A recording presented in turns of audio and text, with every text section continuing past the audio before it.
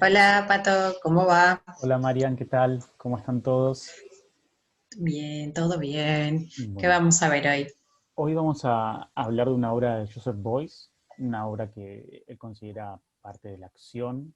Es una performance que hizo en 1965 en Düsseldorf, en Alemania, Ujú. y la obra se llama ¿Cómo explicar arte a una liebre muerta? Y lo que hace Contamos un es, poco, sí, perdón, quién era Joseph, como para sí, seguro, ubicarnos un poco en tiempo. Bueno, Joseph tiene una historia bastante particular, ¿no? Porque sí, eh, fue un piloto nazi, fue un soldado y perteneció a la Fuerza Aérea Alemana. Y está bueno contar esto. La Segunda Guerra Mundial, ¿no? Por supuesto, sí, vamos a hablar de una obra de 1965. Y sobrevivió a un accidente casi al finalizar la Segunda Guerra Mundial, un accidente aéreo, en donde una tribu tártara, unos nómades tártaras, lo salvaron la vida. Y lo salvaron la vida a base de grasa y fieltro y una serie de elementos que él va a utilizar mucho en sus obras. Entonces, que ese es es parte un episodio, de su fábula, ¿no? De su sí, de su cuento leyenda. de historia. Sí, sí, sí. Él también creía que a veces en el arte, el artista como un escultor social y que en ese escultor social un- una mentira tiene más verdad que algo real también. Y él se adhiere a eso que cuenta de su accidente, que sí existió el accidente, y usa ese fieltro y esa grasa en muchas de sus obras, casi en todas, diría. Sí, es un accidente que claramente le cambió la vida, y que lo ayudó a redimirse un poco, ¿no? También es como limpiar un poco las culpas de haber sido un piloto nazi Sí. e intentar sanarse y sanar, por decirlo en un punto, la sociedad con arte y todas estas propuestas artísticas. Y acá entra esta obra que vamos a ver ahora. Y también está bueno aclarar que si ahora nos parece algo polémico el título ¿Cómo explicar arte a una liebre muerta? En ese momento también fue polémico y Boyce fue un artista que fue como una leyenda viva en algún punto, pero fue muy criticado, no fue entendido y, y fue una figura que despertó bastantes rumores y suspicacias alrededor de él, digamos. Sí, bueno, hay que tener en cuenta, hablamos esto que fue un soldado nazi, pero ya habían pasado más de 20 años de la guerra, ¿no? Y él, bueno, seguía con esta temática que, bueno, es una herida que creo que aún hoy sigue abierta, pero paralelamente, no sé, en Estados Unidos lo teníamos a Warhol con el arte pop, ¿no? Sí, Eh, entonces, en contraposición, para mí no son tan diferentes igual en los puntos de vista o temas a tratar de la sociedad, eh, pero controversiales en y algún punto. también te- no me quiero extender, ¿no? Pero el tema de la exposición de la imagen también es algo que a los dos los une bastante, ¿no? Boyce es Sí, un artista de acción que pone su cuerpo eh, y la obra es él, digamos, no hay un papel, bueno, algo material. ahí nos metimos con Warhol también y los dos Sí, tenían como un séquito de gente que los acompañaba a todos lados y sus groupies también, así como tenían su hater, podemos decir, de la época, tenían sí, como un grupo de gente que los acompañaba y los seguía y sus séquitos también de ayudantes y trabajadores. Y hay algo que es muy importante en los dos, que es la comunicación, ¿no? sí, Sobre todo en esta hora de la que vamos a hablar.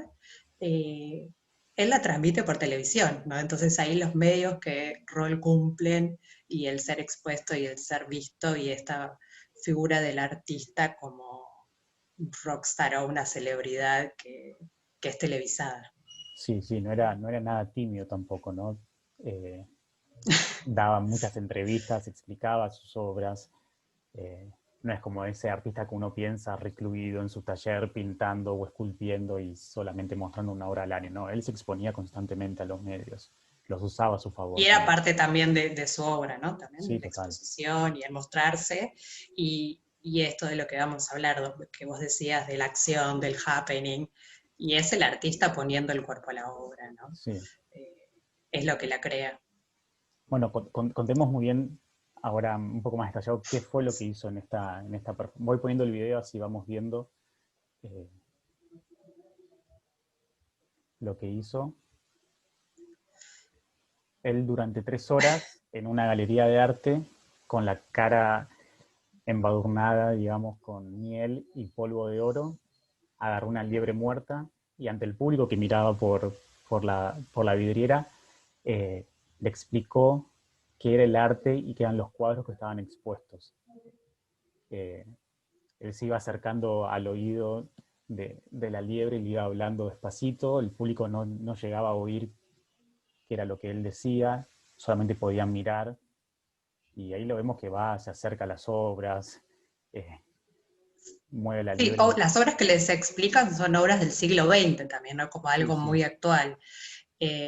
Y decías vos al principio esto, ya el nombre de la obra, ¿no? Como explicarle arte a una liebre muerta.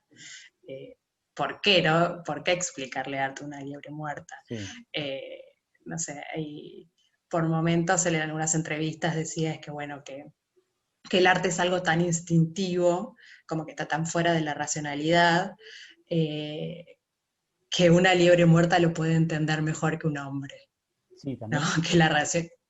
él toma la liebre muerta como un órgano externo del ser humano, porque para él el ser humano estaba, eh, hablando mal y pronto, pifiándola ya desde los 60 con la contaminación ambiental, con la extinción de algunas especies, y él creía que el ser humano tenía que estar en conexión y en sintonía con el mundo, con el reino animal, vegetal y mineral.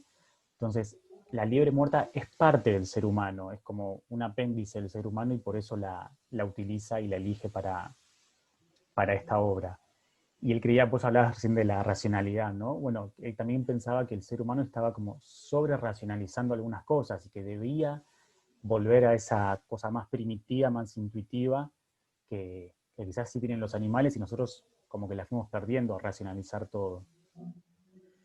Sí, con esta anécdota de su vida que contábamos de la tribu tártara, también nace, si querés poner play de vuelta al videito, Sí, sí, no queda nace esta idea del artista como chamán, ¿no? Que después claro. vamos a ver en muchos textos curatoriales del arte contemporáneo, del artista como chamán y este personaje que intercede entre el arte, la vida y la sociedad.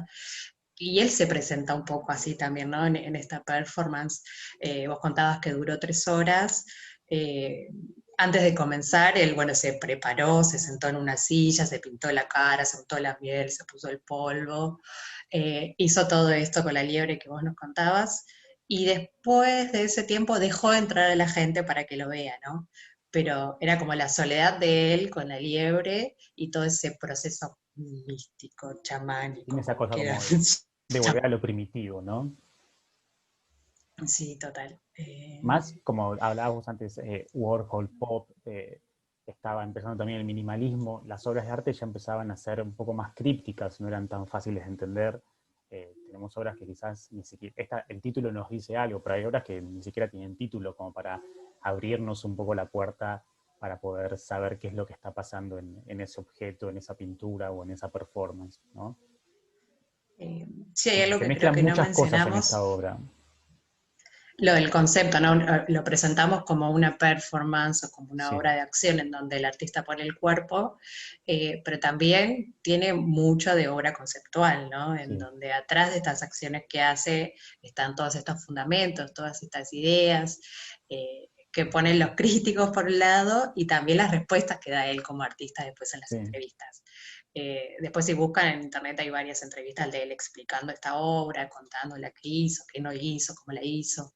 Eh, y lo conceptual necesita eso también, ¿no? Si bien habla de esta vuelta a lo interno, también está el concepto detrás. Entonces, a mí me resulta difícil Voice, yo digo, no lo termino de entender del todo, quizás como quizás me pierdo algunas cosas, pero él tenía esta idea de que todo ser humano es artista, ¿no? Mm, Y por otro lado, es como, bueno, la racionalización no nos permite entender el arte. claro. Entonces es como, bueno, si todos somos artistas y todo puede ser arte, podemos decir, nada es arte o nadie es artista, ¿no? Porque como si todo Entonces es no es nada. como, no es nada, como me resulta difícil eso y también es como, digo, Sí, yo no me creo que autopercibo artista, yo tampoco. tiene como esa cosa provocadora Voice que nos obliga por lo menos a reflexionar de qué es el arte, qué es el artista, y por lo menos por ese lado algo tenemos que decir, ¿no? Nadie queda inmune a esta obra, nadie puede ser neutral y decir, sí, es una obra más. No, todos tenemos una opinión sobre esta obra y a todos nos despierta algo, ya sea que digamos esto no es arte, bueno, pero por lo menos nos hace decir esto no es arte. Creo que también eso es válido. Como Sí, que vos decís es eso, también, no termino de entender la obra de Boyce. Está buenísimo no entender la obra de Boyce porque no, tampoco sé qué tanto hay para entender quizás. sí, bueno, quizás debiéramos ser un poco más como esa liebre, ¿no? Sí, Y no conceptualizarla o racionalizarla tanto. Pero sí, sin dudas nos hace como pensar. Hace poco leía en una nota de una psicoanalista que decía que, bueno, pensar es separar, es puntualizar, es precisar, es equivocar los sentidos, ¿no? Y como, bueno, claramente esto nos hace equivocar, nos hace como sí. preguntarnos, o por gusto o por no. Eh, pero sí, es interesante. Bueno, creo que este es como un buen acercamiento a la obra de Boyce. Vamos a estar tratando también en el próximo taller que vamos a estar dando de arte del siglo XX, de Jean-Paul Warhol, y queríamos como darles una mirada hacia adentro de todas las obras y todos los conceptos que vamos a estar tratando en ese taller. Muchas gracias, gracias Pato. Nos vemos la Chao, próxima. Mau. Chao.